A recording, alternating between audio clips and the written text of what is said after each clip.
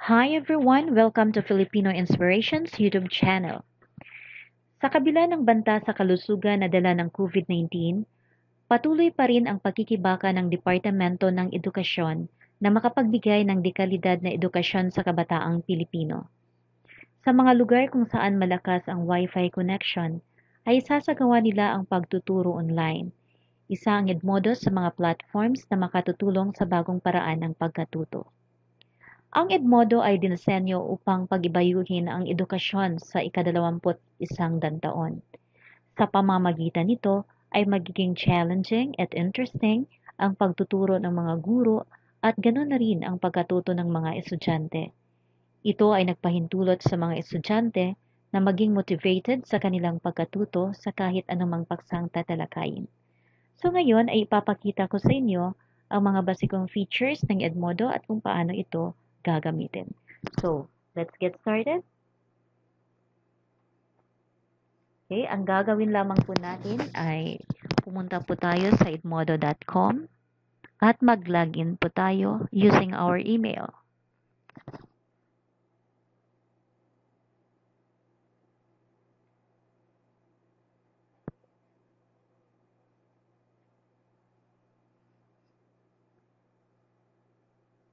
Okay.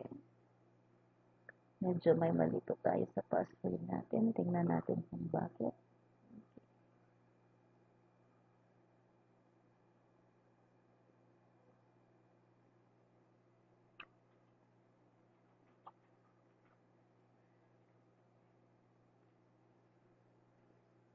Okay, and then login.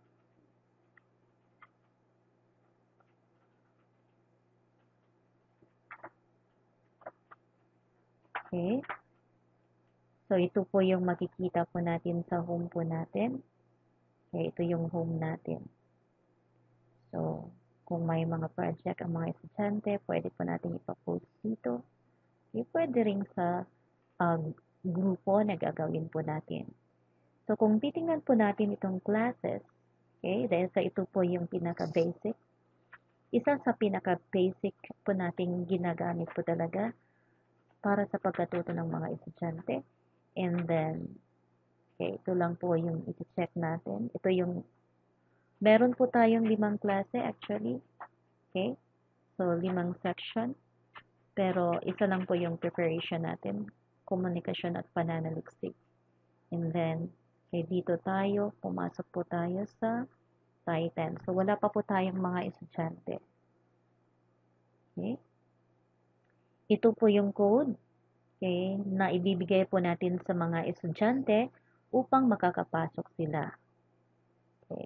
Kapag makakapasok sila, ay pwede na silang makapag-post ng kanilang gusto. So, for example, okay, mag-post po tayo.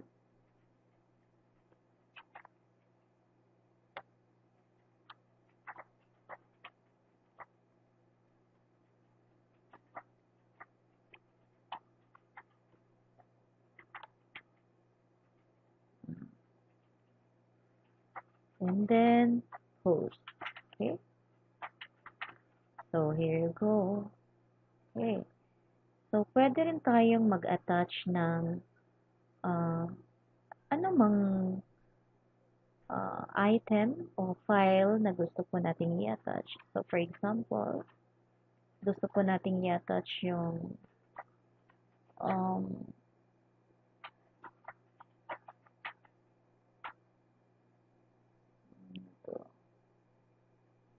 so, i-attach po natin yung okay, so for example, yung learning module ang gusto po nating i-attach. So, pwede po ito. And then, lagyan lamang natin ng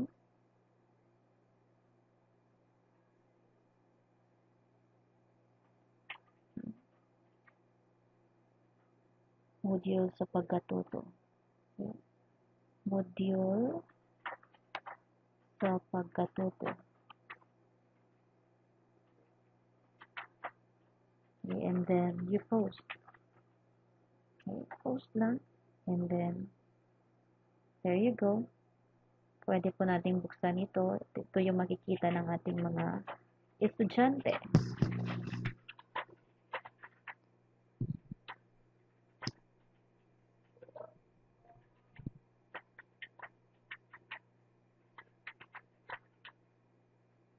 Okay, so ito yung makikita ng ating mga estudyante. And then we can close this. Can close this now. Okay. Okay, balik tayo. So, that's it. And then, yung folders, okay, sa folder naman, pwede po tayong makakagawa ng folder. So, halimbawa, add folder. Kung gusto po nating mag-add ng folder, so,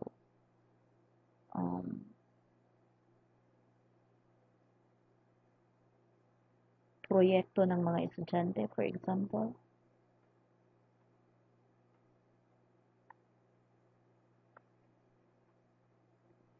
Ng mga estudyante.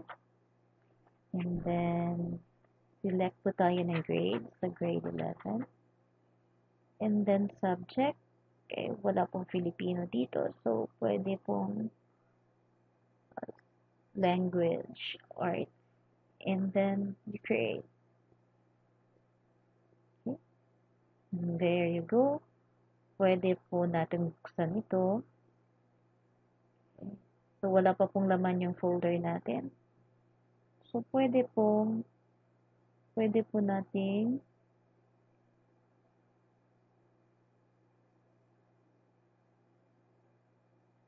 ilagyan ng file. Okay. So, halimbawa, mag-upload po tayo ng file dito.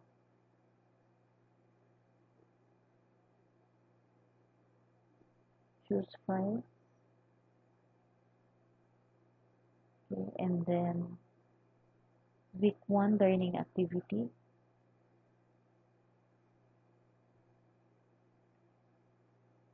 And then, add file. And there you have it inside the folder. Okay?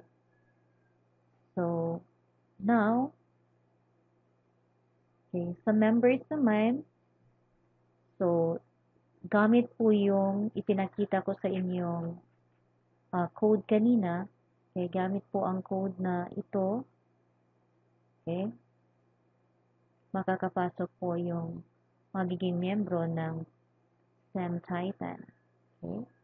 So, i-add lamang po natin sila. Okay, kapag ginamit na nila yung code, makakapasok sila. And then, makikita po natin yung mga estudyante dito. So, sa ngayon, wala pa po tayong mga estudyante.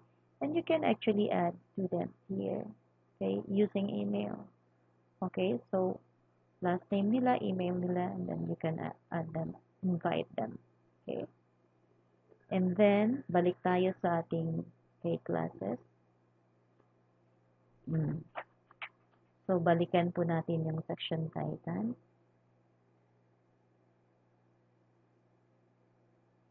Okay, so tapos na tayo sa folders, tapos na rin tayo sa members.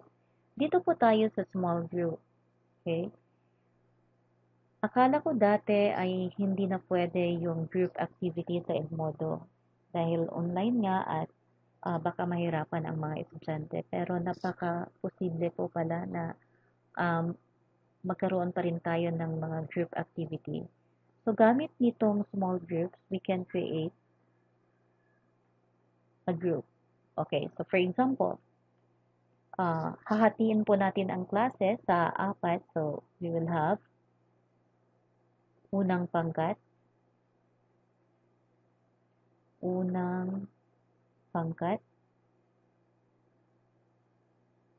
create,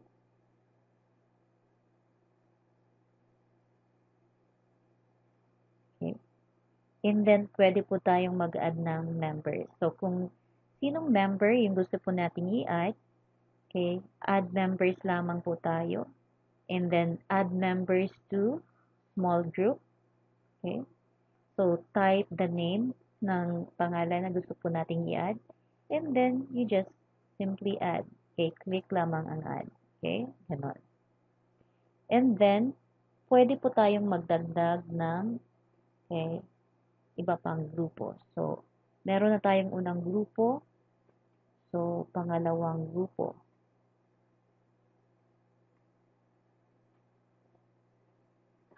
Okay, create.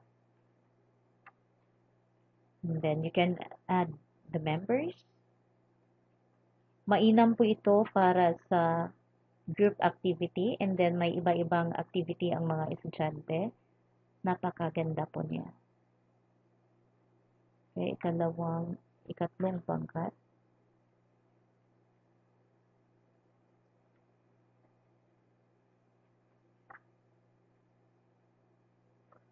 Okay, and then ikaapat na pangkat. Ikaapat na pangkat. Okay? So, there you go. Meron na tayong apat na pangkat. And then, ang maganda po rito ay ang mga miyembro lamang ng bawat pangkat ang siyang makakakita kung ano yung ipapagawa mo sa kanila. So, for example, magpapasulat po kayo. So, ibang paksa para sa unang grupo, iba naman ang paksa para sa pangalawang grupo, ikatlong grupo, at ikaapat na grupo, at hindi nila malalaman kung ano yung ipinapagawa mo sa bawat grupo. Okay? So, again, para po makapag-add ng members, ang gagawin lamang ninyo ay just click members, and then add members to small group, and then type the name. Okay? Type the name, Ana, okay, and then add.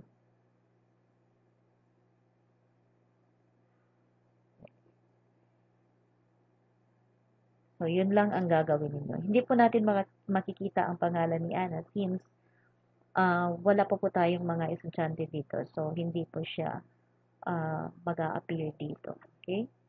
So, ganun. And then, para naman sa, okay. So, balik po tayo sa classes. Okay? Let's click again, STEM Titan, Komunikasyon at Pananaliksik. Okay. So, pwede po tayong makaka-create ng assignment dito. Okay? New assignment, for example.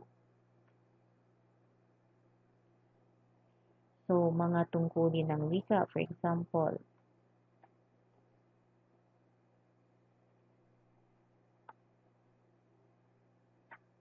Okay, and then,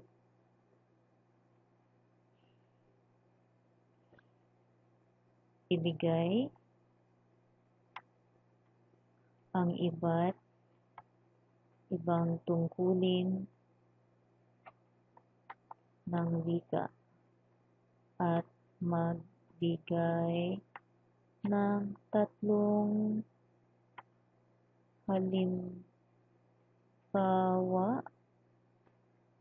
sa bawat tungkulin. Okay? So, ibigay ang iba't ibang tungkulin ng wika at magbigay ng 3 halimbawa sa bawat tungkulin. And then, you can attach file. Okay? Attach file. Takdang aralin. Okay, open. And then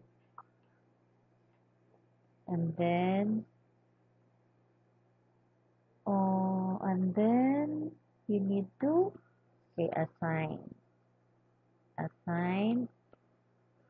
Okay, due date, for example, tomorrow. And then lock time, 11:59. Dahil sa marami po yung ipinapagawa po natin, so pwede po siyang open time. Bago mag-midnight ay kailangan nilang ipasa, lock. Ang hindi makapagpasa sa oras na ito ay hindi na makapagpasa talaga. So, you have to assign. Okay? Assign. So, the item has been sent. Okay, and then dito makikita po natin. And then kung ilang estudyante meron tayo, so yan din po ang bilang ng assigned. And then kapag hindi makikita ng iba, kung ilan po yung hindi nakikita, makikita po natin kung ilan po yung hindi nakakita ng ating assignment. At makikita rin natin dito kung ilan ang nag-submit. Okay? Ilan ang nag-submit ng ng assignment. Okay, same with pag-create po natin ng quiz. So, for example, gagawa tayo ng quiz. So, create and then quiz. Pwedeng load existing. So, meron na po akong na-create dito. Ito. So, copy, load quiz. Okay. And then, you have to assign. So, send item and then 19. Kung gusto po natin, 30 minutes lang po yung pasulit. So, 30 minutes. Kung 30 minutes, so halimbawa, 8:30 in the morning. So, and then, so 30 minutes lang ang pasulit. Lalagyan din natin dito ng 30 minutes. Kapag hindi po sila nag-submit, okay, at 8:30, hindi na po sila makakakuha ng pasulit. Okay? And then randomize, ibig sabihin, hindi po sila pareho ng hindi po pareho yung numbering po ng item. So, iba po yung number 1 sa isang estudyante, iba yung number 2, ganyan. Okay? And then, automatic po itong mai-add sa kanilang gradebook. Kung titingnan po natin yung progress, pagkapasa po ng mga estudyante sa pasulit. And then, you have to assign. Okay?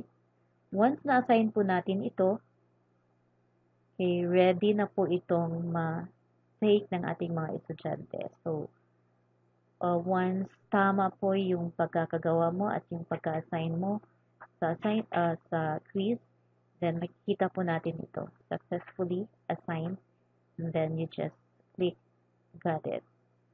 Okay. And there you go. Makikita po natin ang pasulit. Okay. And then same sa assignment, makikita natin kung ilan po yung estudyante na inassignan po natin ng quiz, ilan po ang hindi nakakita, at ilan po yung nag-submit ng kanilang quiz. Okay. So that's it. Okay. And then dito, para po sa Discover, meron po ditong mga videos na pwede po nating i-integrate sa ating klase. Pero kalimitan, maaari po sa English subject, maybe science, ganun. So, meron na pong nakaprepare dito. Okay? So, you just try to discover kung ano yung makikita po natin mga videos na pwede po nating magamit sa ating pagtuturo. And then, sa library, ay makikita po natin yung mga ginawa po nating folders. So, may assignment. So, meron po itong laman. Okay? Yan. So, yung mga assignment po natin na ginawa na, pwede pa po natin itong mai-assign uli, lalong-lalo na sa mga estudyante na hindi nakakuha ng kanilang pasulit. So, kung makikita po natin na may mga estudyante na hindi nakapag-view ng assignment natin, so pwede po nating i-assign ito sa kanila. And then, kung sa pasulit naman, pwede po nating ipatake sa kanila. Okay? So, ito po yung makikita po natin sa ating library. And, katulad ng Facebook, meron din tayong messages dito na kung saan ay pwede po nating sumulat ng ating message kung sino man po yung gusto po nating i-message sa ating mga estudyante. And we can also submit our outputs here.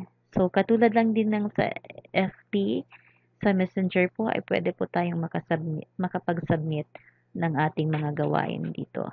Okay? And then, sa progress, makikita po natin ang submission ng mga estudyante at ang score ng mga estudyante. Okay, so dito, makikita natin kung sino yung nag-turn in ng kanyang assignment. Okay, and then yung score nila, that's automatic. Yan. And pwede po natin itong i-export actually. Pwede natin i-export. Pagka-export po natin, so meron na po tayong record. Okay? Meron na po tayong record.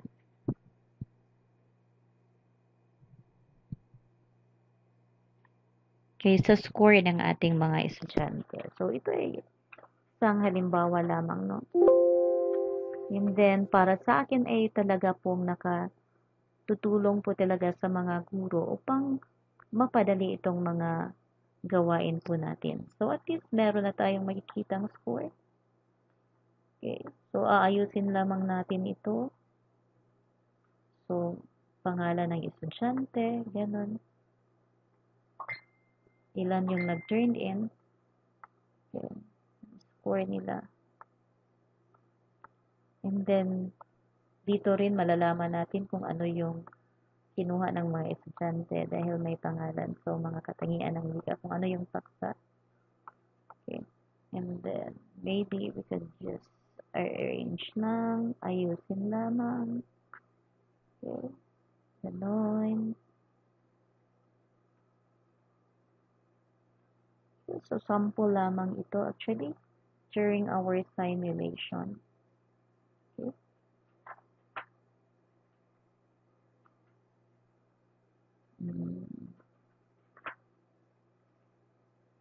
So, ganon, ganon, ganon. Okay, yan. Center. Okay, so, that's it. Okay, that's a sample already. And then, let's go back to Edmodo.